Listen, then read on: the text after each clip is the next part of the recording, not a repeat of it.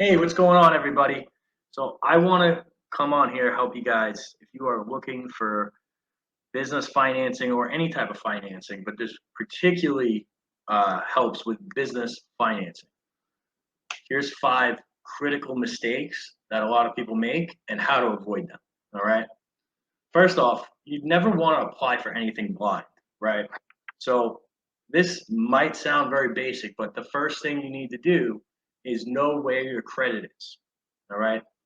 I see a lot of people apply for financing and not have a basic understanding of where their credit is. Now, what do I mean by know where your credit is? Understand where your FICO score is, okay? The easiest way to do that is Credit Karma is usually wrong, but you can monitor your credit and it'll give you a range. When you're looking for financing, it basically is 720 and above is can or should be able to get approved for any type of program.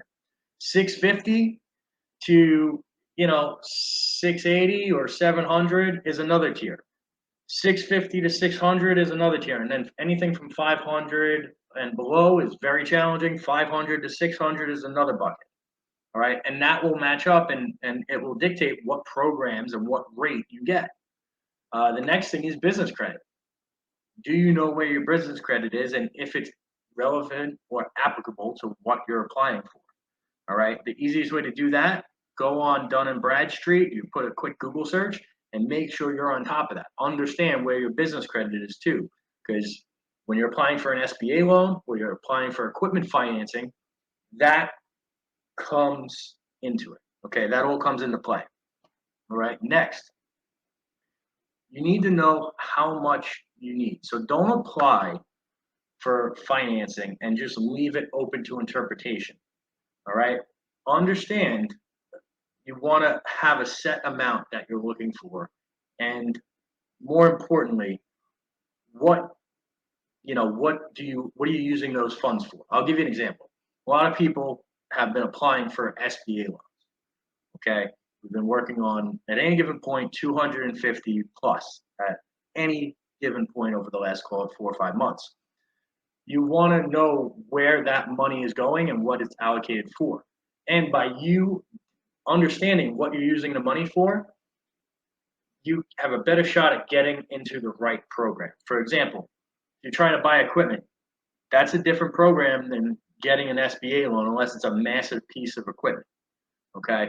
If you are looking for short term things like inventory, supplies, marketing, adding people to your staff, things like that, that would be better for a line of credit. So you want to know how much you need and you want to give a breakdown of where each dollar is going towards. Okay. Next, understand what challenge you're trying to solve. It's not just how much and what it's going towards. What is the basic challenge that you are trying to solve? For example, if you are a business to business company or you work for the government, right, and you are paid net 15, net 30, you are having trouble growing. That's what you have to communicate. A lot of people in that situation are actually looking for a line of credit. And the problem with a line of credit in that situation is you're always going to outgrow that line of credit as the company grows. The problem is mechanical, meaning you're doing a job, you're laying out money for labor, for supplies, for inventory, whatever it is, and then you're waiting 15 to 30 days to get paid. Whereas if you use invoice factoring, you get paid the next day, that solves that issue, and then you can still get a line of credit. So understand what you're trying to accomplish or what you're trying to solve, because that will help whoever you're working with get you into the right program if they know what they're doing. Okay. Next, have everything ready. All right. A lot of times people get caught up and they go online and they search multiple different places and they don't have their documents ready. What are basic documents? Simple. Proof that you own the business, 6 months of bank statements, your payment processing statements, tax returns, and if you're going for anything substantial like equipment financing over 200,000, an SBA loan, you want to have financials. Financials are a profit and loss with a balance sheet. If you run QuickBooks or any type of accounting software, you should, and it's up to date, you should be able to go in, look at financials at any point. Those are very important when you're talking about applying for larger amounts of money. Okay, make sure you have those ready and available. And then a debt schedule, it's always good to have because you want to know exactly how much you owe, what the payment is, what the interest rate is, and what the remaining balance left on it is. Okay, by having everything ready, okay, it's a much quicker process. All right, and then where do you go? I mean, obviously, I'd love to work with you if you need help, but understand the difference between going to a bank, going to a broker, going to a marketplace. When you go to a bank, I'll give you an example. I went to a local bank here, Truist. They didn't really have a business. They probably had a business loan option, but they didn't really utilize it.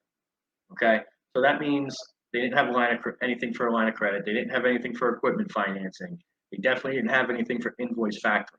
Okay, so if you don't know where you're going or what that bank specializes in, it's going to be more challenging. Some banks will write SBA loans. Okay, basically they'll do an SBA loan based on SBA guidelines. Other banks won't. All right, some banks love to issue business lines of credit, others don't. Okay, if you're going to a bank, you need to know what they specialize in. Most banks do not have a wide variety of programs for business owners. All right, that's why I love doing what I'm doing because it's very easy for me.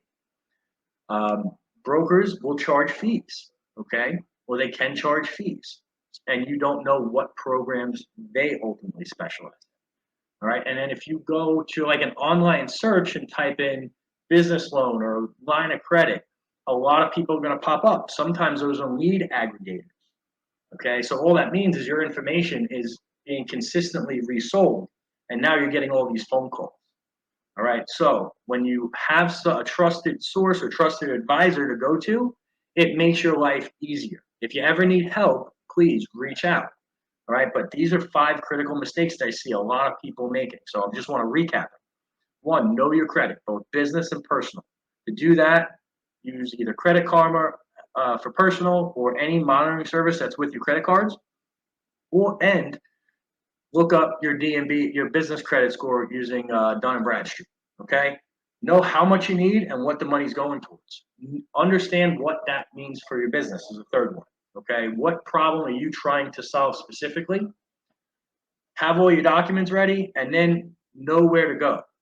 All right, I hope this helps you. I hope this helps you avoid some mistakes. If I can do anything for you, please reach out.